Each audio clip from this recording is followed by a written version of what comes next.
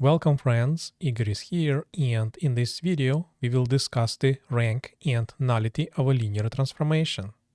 In this lesson we will define the rank and nullity of a linear transformation, compute the rank and nullity of a sample linear transformation, describe the rank of a surjective linear transformation and the nullity of an injective linear transformation, and discover the connection between the rank and nullity of a linear transformation and the rank and nullity of its matrix representation. Let's get started. The rank of a linear transformation is the dimension of its range. The range is a subspace of the codomain, therefore the rank of a linear transformation does not exceed the dimension of the codomain. This is because in one of the earlier videos we proved that the dimension of a subspace does not exceed the dimension of the vector space. The nullity of a linear transformation is the dimension of its kernel. The kernel is a subspace of the domain, therefore the nullity of a linear transformation does not exceed the dimension of the domain. Let's compute the rank and nullity of one sample linear transformation. In the previous videos, we already computed the basis for the kernel of this linear transformation and the basis for the range of this linear transformation. These computations tell us that the rank of the linear transformation is 2 and the nullity is 1. Next, let's prove that the rank of the linear transformation is equal to the dimension of the codomain if and only if the linear transformation is surjective. We can prove this if and only if statement by chain of equivalences.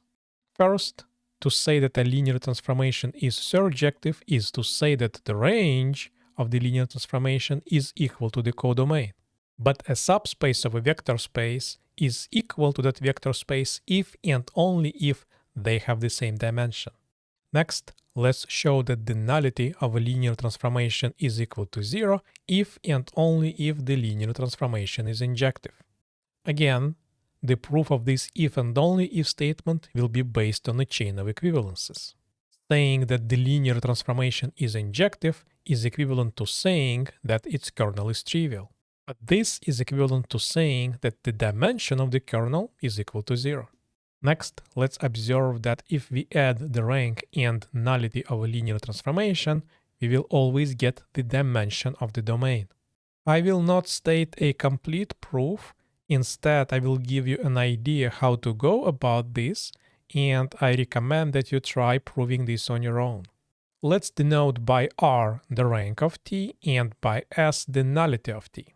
Then the range of T is a subspace of V of dimension R, so we can find a basis of size R of the range of T.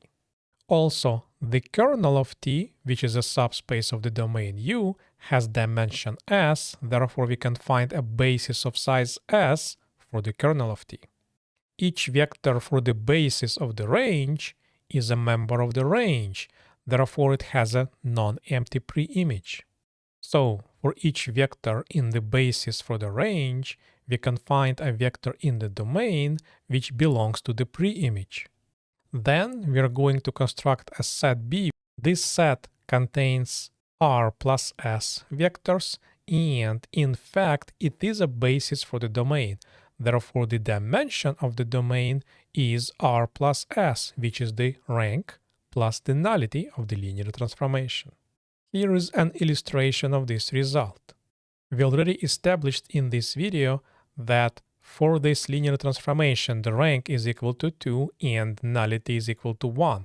When we add them up, the result is 3, which is the dimension of C3, and C3 is the domain of this linear transformation. Let's take this one step further. This is a linear transformation from the vector space of column vectors to the vector space of column vectors. Therefore, we know that it can be represented as multiplication by a fixed matrix. This fixed matrix has size 5 by 3 because we multiply this matrix by column vectors of size 3 from the domain, and as outputs we get column vectors of size 5. Now, let's compute the rank and nullity of this matrix representation of the linear transformation. For this, we find the reduced row echelon form of the matrix, and we notice that there are two pivot columns and one non-pivot column. It follows that the rank of this matrix is 2, this is the number of pivot columns, and the nullity of this matrix is 1, this is the number of non-pivot columns. But we also know that the rank of the linear transformation is 2, and the nullity of the linear transformation is 1. So this shows that in this case, the rank of the linear transformation is the same as the rank of its matrix representation, and the nullity of the linear transformation is the same as the nullity of its matrix representation. Are you surprised? Moreover, let's recall that the rank of the matrix is the dimension of its column space. So we conclude that the dimension of the range of a linear transformation is the same as the dimension of the column space of its matrix representation. Also, the nullity of the matrix is the dimension of its null space, and we see that the dimension of the kernel of the linear transformation is the same as the dimension of the null space of its matrix representation. In fact, I'm going to start a challenge right now.